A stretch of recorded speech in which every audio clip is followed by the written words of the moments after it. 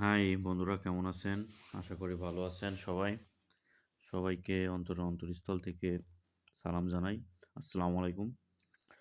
আসলে গত ২ দিন থেকে আমি একটা কথাই ভাবতেছি যে ভাই, এটা সিনেমাতেও কল্পনা করা যায় না।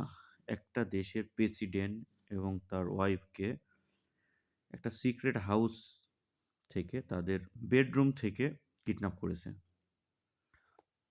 এটা ভাবাও অসম্ভব বা অকল্পনীয় একটা বিষয়।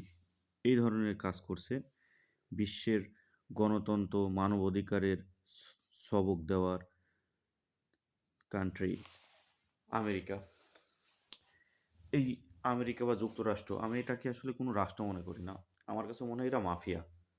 পৃথিবীর সবথেকে বড় মাফিয়া, সবথেকে বড় বর্তমানে সবথেকে বড় গণতন্ত্র বলেন, মানবাধিকার বলেন, সবথেকে মানবাধিকার লঙ্ঘনকারী দেশ হচ্ছে এই যুক্তরাষ্ট্র বা আমেরিকা।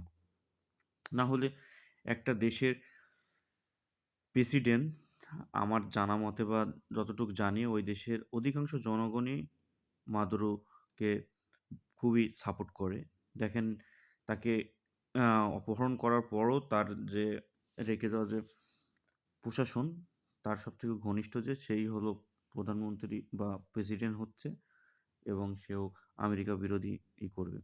এই থেকে একটা বিষয় হচ্ছে খুবই ক্লিয়ার যে পৃথিবীর অধিকাংশ দেশই স্বাধীন না। এই যে বড়, বড় মাফিয়া যে দেশগুলো, বিশেষ করে ইউরোপের কান্ট্রি এবং আমেরিকার মতো যে অতি ক্ষমতাশালী দেশ এবং খুবই অ্যাগ্রেসিভ মুডে এরা ডিল করে বিষয়গুলো। এদের এরা যদি চায় যে কোনো ব্যক্তিকে, যে কোনো রাষ্ট্রের প্রধানকে কয়েক মিনিটের ভিতরে আসলে উধাও করে দিতে পারে। আসলে এদের কাছে কোনো বিষয়ই নাই।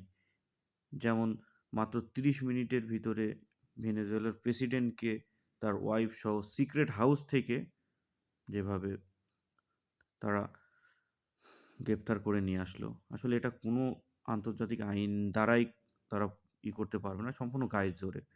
যেটা খুবই নিন্দনীয় এবং ভীতি সঞ্চার করে যে আমাদের মতো যে বাংলাদেশ, যে ছোট একটা দেশ, তারা চাইলে ওখানে ০.৫ ঘন্টা লেগেছে, আমাদের এখানে ২০ মিনিটও লাগবে না, ১০ মিনিটও লাগবে না আমাদের যে কোনো ব্যক্তিকে এখান থেকে অপহরণ করে নিয়ে যেতে আমেরিকার। এটা কত বড় ভয়ংকর একটা বিষয়। তারা এর অতীতেও করেছে বিভিন্নভাবে। তাদের যদি মনে হয়েছে যে কোনো একটা রাষ্ট্রপ্রধানকে সরাতে হবে, কোনো একটা ব্যক্তিকে সরাতে হবে, তাহলে তারা যেকোনোভাবে সরিয়েছে। হয় ওই দেশে সেনা অভ্যুত্থান ঘটিয়েছে, বা এমনি অভ্যুত্থান ঘটিয়েছে, বা তারা যুদ্ধের মাধ্যমে কাজটা করতে করেছে, বা বিরোধী দলকে টাকা, অর্থ, সম্পদ, অস্ত্র দিয়ে এই কাজটা করেছে। এটা বিশ্বের অনেকগুলো দেশের উদাহরণ আছে। ইরাকের ইরাকের সাদ্দাম বলেন, আর গাদ্দাফি সহ যারা আরও আছে, অনেকেই জানেন যে তাদেরকে কিভাবে করা হয়েছে। বর্তমানে পাকিস্তানে ইমরান খানকেও একইভাবে সরানো হয়েছে। আসলে এদের ভিতরে মানবিকতা বলেন, মানবাধিকার বলেন, গণতন্ত্র বলেন, কিছুই নাই। এরা শুধু নিজতন্ত্র জানে। নিজ নিজের ভালো করবে, নিজের পাওয়ার শো করবে, এটাই একমাত্র ইয়ে। এ থেকে রক্ষা পাওয়ার জন্য একটাই উপায়, আমাদের এশিয়ার যে শক্তিশালী দেশগুলো আছে, তারা একত্রিত হয়ে জোট গঠন করা এবং শক্তিশালী জোট গঠন করা। কারণ দেখেন, ভেনেজুয়েলার খুবই নিকটতম এবং সহযোগী দেশ হচ্ছে চীন, রাশিয়া, তারপরে তুরস্ক। কিন্তু এরা কোনোভাবেই কিছু করতে পারবে না, করবেও না। কারণ করা সম্ভবও না এদের দ্বারা। আমেরিকার বিপক্ষে এরা কোনো কিছু করতে পারবেও না, করবেও না। এটাই হচ্ছে সত্য। কি আর বলার? আসলে এস এসব দেখে আর ভালো লাগে না যে কি করি আমরা?